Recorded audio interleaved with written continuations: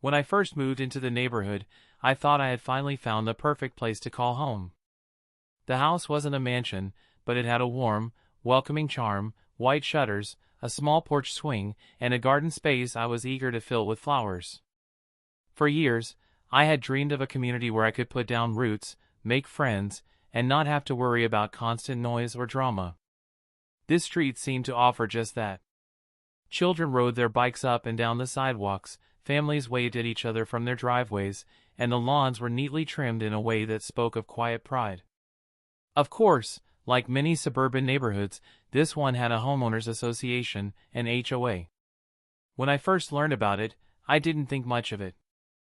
I assumed the HOA was just there to make sure the neighborhood looked nice, to keep the grass from becoming too wild, or to prevent someone from parking a rusty RV on their front lawn. I signed the paperwork without much hesitation, trusting that as long as I kept my property in decent shape, I'd have nothing to worry about. My first week was pleasant. The Johnsons, who lived across the street, brought me a plate of cookies to welcome me. An older couple next door introduced themselves and chatted about gardening tips. Most of the neighbors seemed friendly and easygoing, which only reinforced my belief that I'd made the right decision in moving here. But then there was her. I first noticed Karen on my second day. She was standing in her yard, arms folded tightly across her chest, watching me unload boxes from the moving truck. Her eyes followed my every move, sharp and unblinking, like she was searching for something to criticize. I smiled at her, trying to be polite, but she didn't return it. Instead, she muttered something under her breath and walked back inside. At the time, I brushed it off. Not everyone is social, I told myself. Maybe she was just having a bad day. But the way she looked at me lingered in the back of my mind, a cold, calculating stare that didn't feel like simple indifference. Still, I refused to let one unfriendly neighbor ruin my optimism.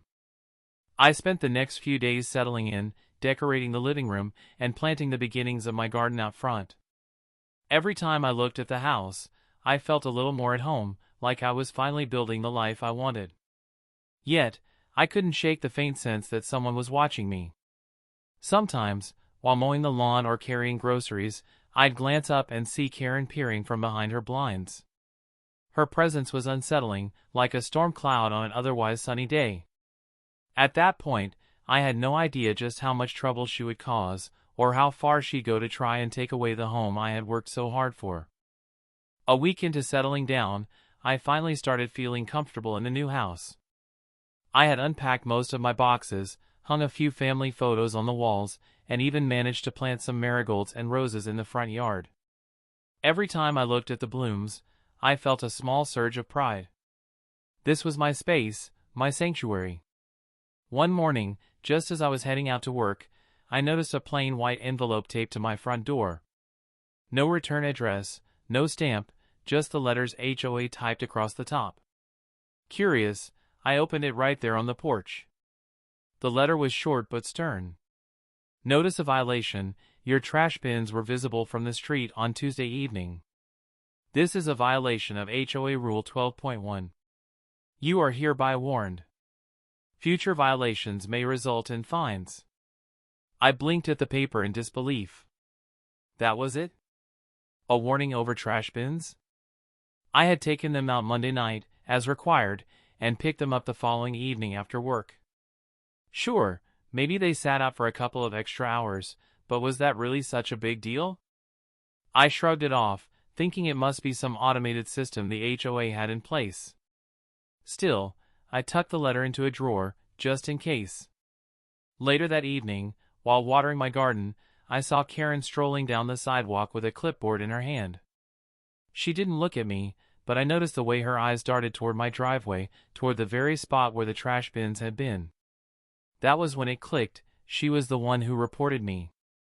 Evening, I called out, trying to keep my voice friendly. Karen stopped, turned her head slowly, and gave me a tight-lipped smile that wasn't really a smile at all. Rules are rules, she said flatly, before walking away. Her words lingered long after she disappeared around the corner. It wasn't just about trash bins. It was about control. The next week, another letter arrived. This time it was about the mailbox. Notice a violation: your mailbox paint is chipped and does not conform to HOA appearance standards. You are required to repaint or replace within 14 days. I walked outside and stared at the mailbox. A tiny spot of paint had flaked near the base, barely noticeable unless you were crouching down to inspect it. Who else but Karen would even care? I tried to laugh it off, but something about the tone of the letters bothered me. They weren't just reminders, they were threats wrapped in polite language. The other neighbors didn't seem to get these kinds of warnings. Their lawns weren't perfect, their mailboxes weren't brand new, but no one else had envelopes taped to their doors. It was becoming clear, I had been singled out. And as I tucked the second letter into the drawer alongside the first, I began to wonder, was this just the beginning? By the third week, I realized Karen wasn't going to leave me alone. Another letter appeared, this time claiming my grass was half an inch too long. Half an inch. I actually went outside with a ruler just to be sure. My lawn looked just like everyone else's, neatly mowed and green. Yet somehow, mine was a problem. It didn't stop there. A few days later, I found a notice about unauthorized decorations. Apparently, the small wind chime hanging on my porch was against HOA regulations. It was laughable, but it didn't feel funny anymore. The constant stream of warnings began to weigh on me. Every time I stepped outside, I felt Karen's eyes on me. She was always there, either in her yard, clipboard in hand, or peeking from her blinds. Sometimes, when I brought groceries inside, I could hear her voice carrying across the yard. "He doesn't belong here. He's lowering the value of the neighborhood." At first, I thought I was imagining things, but then the whispers started spreading. A couple of neighbors who had been friendly in the beginning started keeping their distance. One man even avoided eye contact when I waved. It was as if Karen had launched a quiet campaign against me. The fines started piling up. Each notice demanded payment for these so-called violations: $50 for the trash bins, $75 for the mailbox, $100 for improper lawn maintenance. By the end of the month, the total had climbed to several $100s. I hadn't paid any of them yet, because deep down, I knew they were unfair. Still, the threats in the letters were growing bolder. Failure to pay fines may result in legal action or property liens. The idea that someone could take away my house over petty complaints was terrifying. I had worked too hard to get here. This was supposed to be my safe haven, not a battleground. One night, I decided to confront her. As she walked past my driveway, I stepped out. "Karen," I said firmly, "why are you doing this? Why are you targeting me?" She stopped, her lips curling into a smug smile. "Targeting? Please. I'm just enforcing the rules. If you don't like it, maybe this neighborhood isn't the right fit for you." Her tone wasn't just condescending, it was threatening. She wanted me gone, and she was making it her mission to drive me out. I clenched my fists, fighting to stay calm. "I've done nothing wrong. And I'm not going anywhere." Her smile widened, cold and triumphant. "We'll see about that." She walked away, leaving me standing in the dark with anger boiling in my chest. For the first time since moving in, I felt truly unwelcome in my own home. And as I looked at the growing stack of violation letters on my kitchen counter, one thought kept echoing in my mind. This was no longer a misunderstanding. It was war. By the time the fourth letter arrived, I was already on edge. I expected another ridiculous complaint about my lawn or mailbox, but this one was different. The envelope was thicker, the tone inside colder. The letter read, "Final notice, due to repeated violations and unpaid fines, the HOA has the right to pursue legal action, including foreclosure proceedings, as outlined in community bylaws." I froze. Foreclosure? Over trash bins, a chipped mailbox, and a wind chime? My hands trembled as I read the words again and again, trying to process them. They weren't just threatening fines anymore. They were threatening my home. I marched outside, letter in hand, and found Karen trimming roses in her front yard. She saw me coming and smirked like she'd been waiting for this moment. "Is this your idea of a joke?" I demanded, weighting the paper in front of her. Karen tilted her head, her voice syrupy sweet but dripping with malice. "It's no joke. The HOA has rules, and you've ignored them. Actions have consequences." "This is my house," I shot back, my voice rising. "You can't just take it away because of your petty nonsense." Her eyes narrowed, and for a moment, the mask slipped. "If you can't respect the standards of this neighborhood, then maybe you don't belong here at all. Some of us care about property values." There it was. The real truth. She didn't just want me fined, she wanted me gone. I stormed back into my house, my pulse racing. The thought of losing everything over this woman's vendetta filled me with dread. That night, I couldn't sleep. Every creak of the house felt heavier, every shadow seemed to whisper that I was being pushed out. The next morning, I made calls. I reached out to the HOA office directly, hoping to reason with someone higher up. But to my surprise, they told me Karen was the acting president of the HOA board. She wasn't just a neighbor with a clipboard, she was in charge. That explained everything. Still, something felt off. How could one person have this much power unchecked? I started reading through the bylaws I had signed when I moved in. Buried in the fine print were clauses about fines, enforcement, and even liens on properties. Technically, they weren't lying, the HOA did have the ability to pursue foreclosure under certain circumstances. But only if the violations were legitimate. I knew then that if I didn't fight back, Karen would bury me in bogus fines until she drove me out completely. That evening, I stood in my kitchen staring at the growing stack of envelopes. They weren't just letters anymore. They were weapons. And if Karen wanted a war, I realized, then I would have to be ready to fight one. For the first time since moving in, I wasn't afraid, I was angry. And that anger was about to fuel the battle ahead. After the foreclosure threat, I knew I couldn't just sit back and hope the problem would go away. If Karen wanted to play this game, then I needed to understand the rules, and find a way to use them against her. The first step was research. I spent hours poring over the HOA bylaws, reading every clause and subclause. Most of it was written in dry legal jargon, but as I highlighted sections and made notes, one thing became clear: Karen had been abusing her position. The HOA rules weren't meant to be weapons, yet she wielded them like knives. For instance, the bylaw about trash bins only said they must be stored within a reasonable timeframe after collection. There was no definition of reasonable. The mailbox rule only required maintenance to avoid significant deterioration. A single paint chip hardly counted as significant. The more I read, the angrier I became. She wasn't enforcing the rules, she was twisting them. But I also realized I needed more than just my own word. I needed evidence. So I started documenting everything. I took photos of my lawn, my mailbox, even the placement of my trash bins. I kept copies of every letter she taped to my door. And I began talking, quietly, to my neighbors. At first, some were hesitant. Karen had a way of intimidating people, and no one wanted to get on her bad side. But once I explained what was happening to me, a few brave neighbors admitted they'd been through similar ordeals. One woman told me Karen fined her for having the wrong type of garden hose. Another man confessed that she'd threatened him with a lien because his teenage son parked a car on the street overnight. It wasn't just me, Karen had a pattern. She picked targets, isolated them, and then bullied them into compliance or pushed them out entirely. The more stories I collected, the more confident I became. Karen wasn't invincible.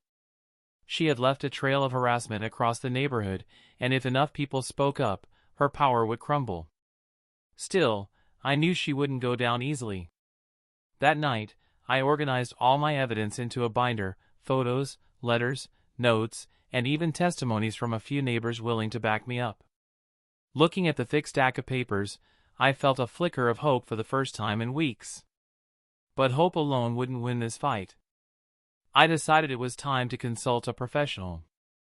The next morning, I made an appointment with a lawyer who specialized in HOA disputes.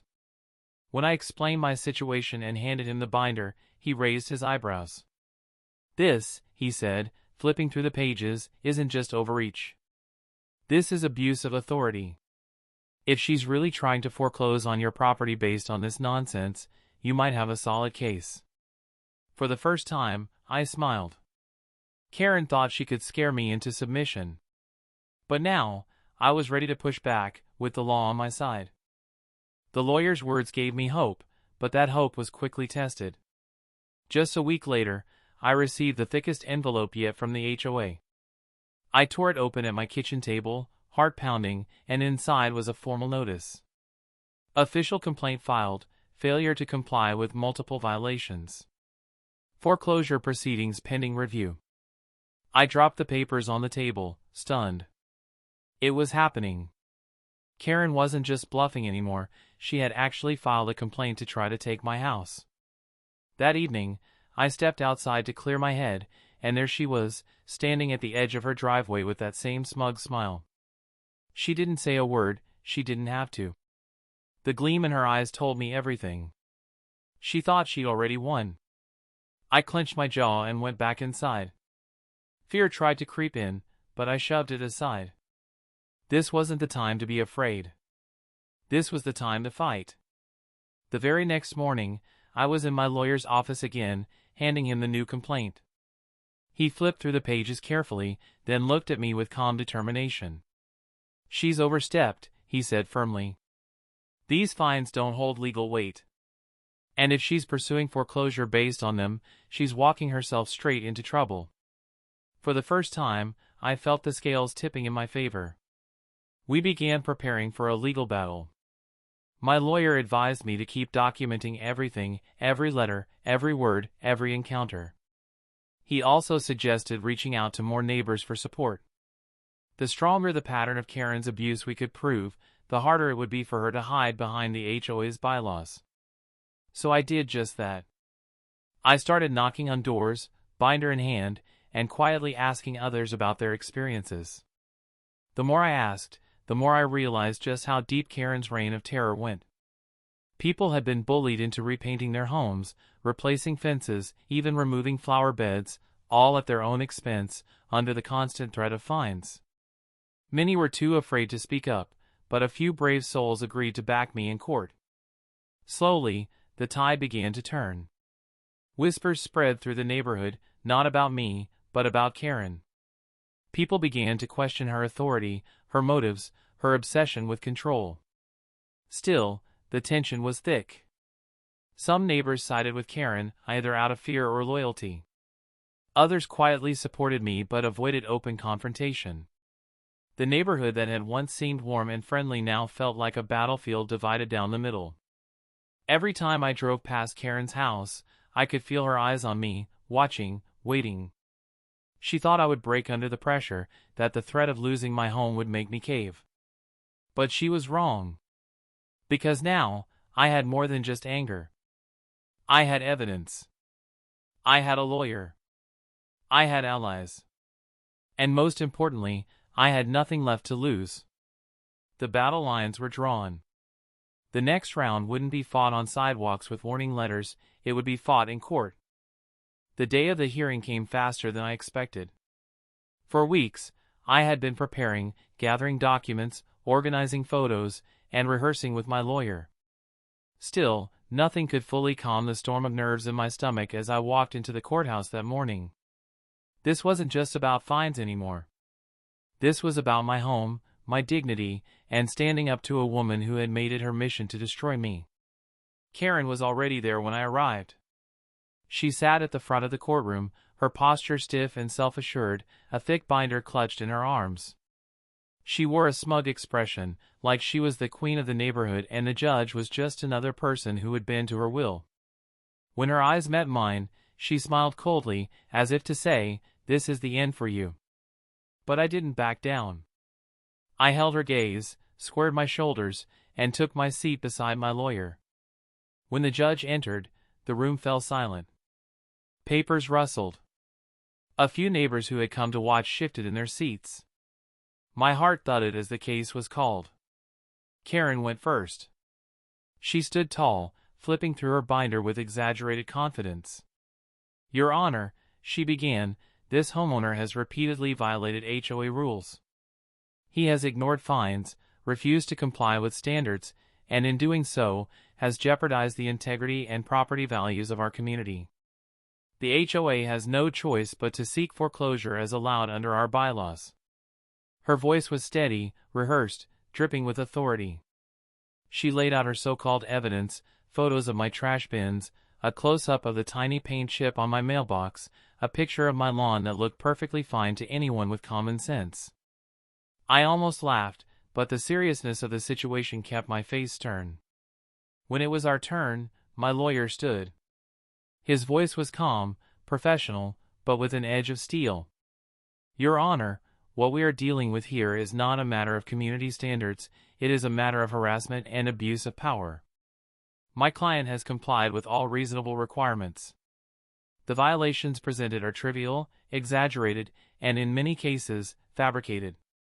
He then placed my binder, the one filled with months of documentation, onto the judge's desk. Inside were timestamped photos proving compliance, copies of every letter Karen had taped to my door, and written statements from neighbors who had endured similar treatment. One by one, my lawyer dismantled Karen's claims. He pointed out the vague wording in the bylaws, highlighted the inconsistencies in her accusations, and emphasized the pattern of harassment she had inflicted on multiple residents. The turning point came when two neighbors stepped forward to testify. One, a middle-aged man, admitted Karen had fined him for leaving his car in his own driveway overnight. Another woman shared how Karen had threatened her with legal action over a non-regulation garden hose. The courtroom buzzed with whispers. Karen's face flushed red, her composure cracking as the judge scribbled notes. For the first time since moving into the neighborhood, I saw it, Karen losing control. This wasn't just about me anymore. This was about exposing the tyrant who had been hiding behind the HOA's rules for far too long. And as I sat there watching her squirm, I knew the tide had finally turned. The courtroom was tense as the judge leaned forward, eyes narrowing slightly while reviewing the evidence. Karen, once so confident, now shifted uneasily in her seat. Every glance at the document seemed to chip away at her composure. The air was thick with anticipation. "Miss Karen," the judge began, voice firm, "these fines and violations you've issued, on what basis were they determined?" Karen straightened, trying to regain authority. "Your Honor, the HOA bylaws give the board the right to enforce standards. My actions were fully within my responsibilities." The judge raised an eyebrow. "Fully within your responsibilities?" "According to this binder," he gestured to my evidence, "these violations are trivial at best and, in several cases, fabricated. Can you explain why the same types of infractions were ignored when other residents committed them?" Karen's voice faltered. She shuffled papers, searching for answers, but there were none that could justify her behavior. The judge's gaze didn't waver. At that moment, one of my neighbors was called to testify. Mrs. Daniels, a woman in her 60s who had been quietly observing the proceedings, stood confidently. "Your Honor," she said, "I've lived here for over 20 years. Karen has fined me multiple times for things that didn't violate any rules. She once demanded I repaint my mailbox because of a tiny chip. She's targeted several neighbors unfairly, me included, just because she can." Karen's cheeks flushed crimson. She opened her mouth to interrupt, but the judge held up a hand. "Let her finish." Another neighbor, Mr. Thompson, stepped forward. "I was fined for my son parking a car on the street for a few hours. Karen said it would bring down property values. It's harassment, not enforcement." The courtroom murmured in agreement. Karen's eyes darted around, her confidence collapsing with each testimony. "Miss Karen," the judge said, voice steady, "it appears that the HOA rules have been misused as a tool of intimidation rather than community upkeep. Multiple residents have corroborated this pattern. Do you have any explanation for these repeated actions?" Karen stammered, searching for words, but nothing coherent came out. Her binder slid from her hands onto the floor, pages scattering. She looked around, realizing the courtroom's attention had turned against her. The smugness was gone, replaced by panic and embarrassment. The judge leaned back, hands folded. This behavior is unacceptable. The HOA fines against this homeowner are nullified. Any attempt to pursue foreclosure based on these violations is dismissed. Furthermore, the HOA board will review your conduct, and appropriate actions will be taken. Whispers of relief and astonishment spread through the courtroom. Neighbors exchanged glances, some nodding quietly, others openly smiling. Karen sat frozen, the weight of exposure settling heavily on her shoulders. For months, she had wielded her authority like a weapon, making lives miserable with petty rules and arbitrary fines. Today, the weapon had been turned back on her. As I watched her slump into her seat, defeated and exposed, a sense of justice washed over me. The bully had finally been unmasked, and the truth, long suppressed, was now out in the open. I realized then that the neighborhood could finally breathe again. The power Karen had held was broken, and a sense of peace, long overdue, was slowly returning. The moment everyone had been waiting for finally arrived. After hours of testimony, evidence presentation, and tense questioning, the courtroom fell silent as the judge prepared to announce the verdict.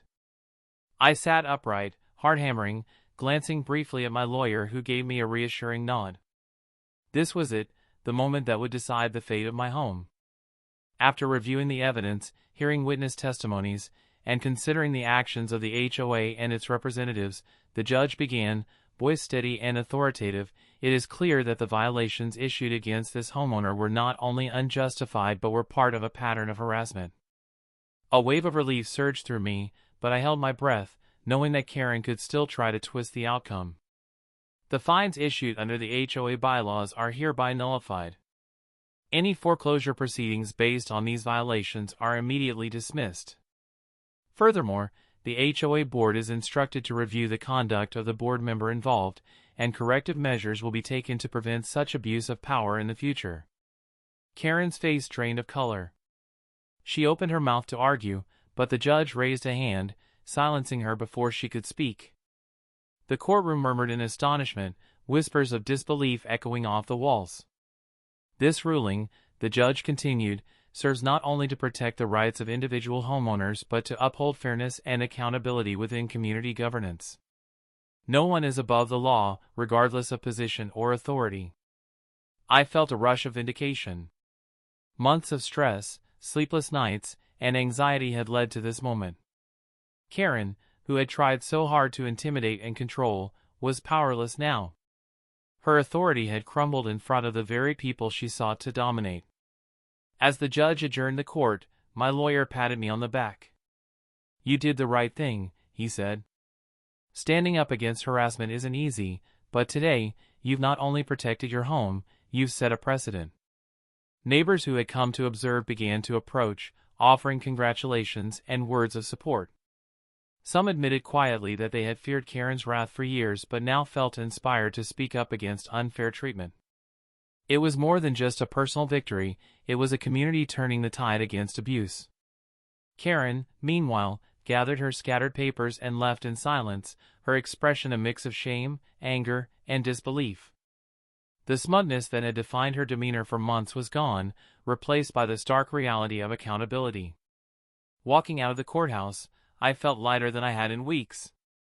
The air seemed fresher, the sun brighter, as though the world itself was acknowledging the triumph of fairness over tyranny. For the first time since moving in, I truly felt at home.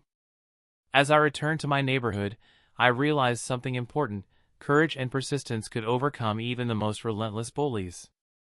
Karen had tried to take my house, to strip away my peace and security, but justice had prevailed. And that lesson, more than anything, would stay with me forever. The days following the court ruling felt almost surreal.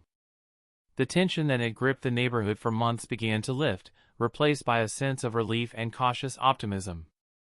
People who had once whispered in fear now walked a little taller, exchanged friendly greetings, and even smiled at each other again. The oppressive shadow that Karen had cast was finally gone. I returned to my home, stepping onto the porch where my marigolds and roses swayed gently in the breeze. For months, this space had felt like a battlefield, every plant, every mailbox, and every inch of lawn a potential target for petty attacks. Now, it was simply home. I breathed in the familiar sense of freshly cut grass and blooming flowers, letting the serenity sink in. Neighbors came by one, offering congratulations and sharing stories of their own relief. Some had been too intimidated to speak out before, but now they felt emboldened, inspired by the courage I had shown. The sense of community that had once seemed fractured was beginning to stitch itself back together. People laughed, exchanged tips on gardening, and even joked about Karen's over-the-top rules. I took a moment to reflect on everything that had happened. The battle had been exhausting, emotionally, mentally, and financially, but it had been worth it. I had learned that standing up for myself wasn't just about protecting my property, it was about asserting my dignity and refusing to be bullied. Karen had underestimated me, as she had underestimated the power of truth and persistence. With the HOA fines nullified and the foreclosure attempt dismissed, life gradually returned to normal. I no longer glanced nervously at my mailbox or measured my grass with a ruler. The oppressive scrutiny had vanished, replaced by a renewed sense of freedom. Yet, the experience left me with a deeper understanding of human nature. I realized that power, when unchecked, could corrupt even the seemingly ordinary, turning neighbors into adversaries. But I also discovered that courage, preparation, and community support could overcome even the most relentless tyranny. As I watered my garden one evening, I looked across the street at Karen's house. She had retreated, her presence diminished, no longer wielding authority over others. I didn't feel triumphal or spiteful, just a quiet satisfaction. Justice had been served, and the neighborhood was reclaiming its peace. I stepped back, admiring the home I had fought so hard to protect. The journey had been grueling, but the victory was sweeter because it had been earned. For months, I had faced fear and intimidation, but I had emerged stronger, wiser, and more resilient. The sun dipped below the horizon, casting golden light over the street. Children played freely on the sidewalks again, neighbors chatted openly, and the quiet hum of normal life returned. My house was no longer just a building, it was a symbol of perseverance, courage, and the triumph of justice over bullying. Finally, I allowed myself to smile, feeling a profound sense of contentment. The battle was over, the bully defeated, and my home, and my peace, was safe at last.